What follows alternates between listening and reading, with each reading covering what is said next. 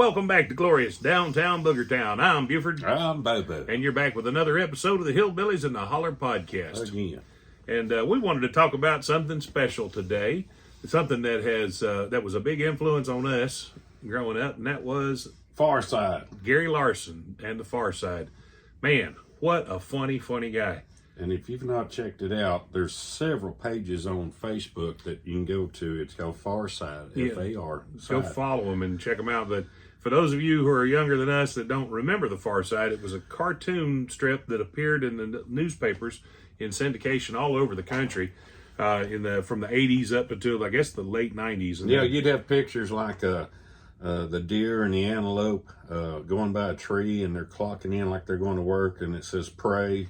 And then the other ones would be bears and coyotes saying predators, and they're all clocking in. It's like they're all getting ready to go to work that day. The one I always remember is probably one of the most famous Farside strips was him. It was the kid leaning against the door at the school for the gifted, and the sign says pull, and he's pushing just as hard as he can and can't get in. But that one with the cave where they're like cavemen, and their eyes are crossed, and they've got like two teeth, and the son comes home. He goes, "Mom, the kids at school says we're a family of Nerdnathals." Nerdnathals.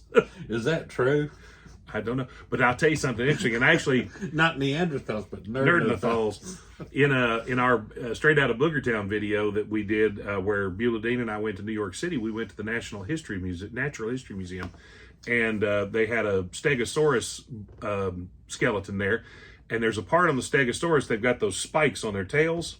Yeah. That is called the Thagomizer by paleontologists, and they call it that because of the Farside. Really? He came up with it? He did a cartoon strip where a caveman was teaching the other cavemen about the Stegosaurus, and he goes, and remember, this dangerous bit is called the Thagomizer after Thag Johnson, who was killed by it. And paleontologists thought that was so funny that they actually named that part of the Stegosaurus the Thagomizer. Well, that's history right there. And you can see that on our Straight Out of Boogertown video. There's that one where the cats, there's two cats next to the house, and you can tell it's like a mom and dad cat.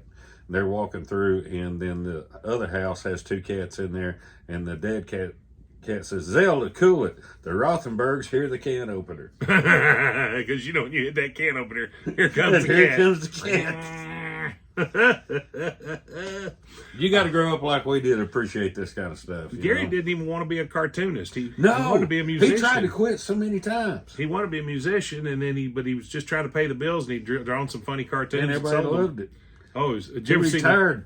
I forget how many different times he tried to retire.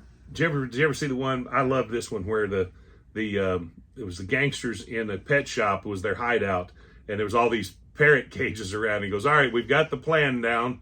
Now let's repeat it several hundred times so we've all got it."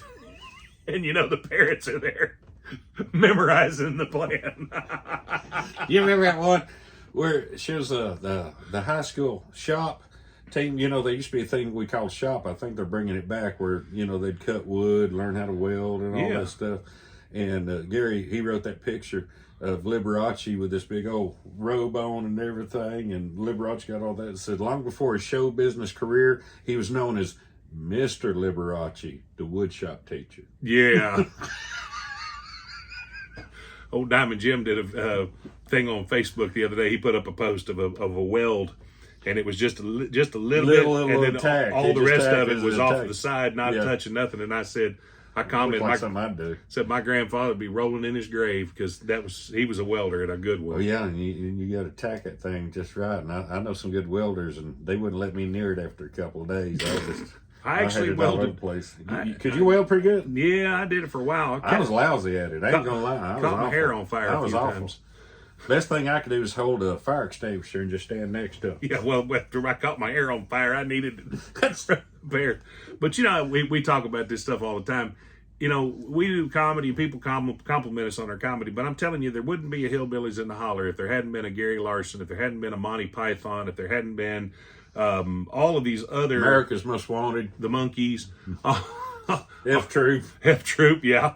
All of these other great comedians who came before you. Somebody always says, that we're standing on the shoulders of giants, and we really are. You're influenced by what comes before you. Absolutely. Yeah, Oh, my God. Boo always says if you want to know what the Hillbillies in the Holler is, you just take Hee Haw, the Monkees, and Monty Python, put them in a blender and hit frappe, and you get the Hillbillies in the Holler. That's how it starts anyway. That's what All the right. preachers Hey, did. thanks for visiting in. We'll see you in a second. Yeah, y'all come back next week. And, hey, Gator, if you're still listening, Howie Mandel. still doing fine. So in the meantime, I'm Buford. I'm Bud. Y'all be good to each other.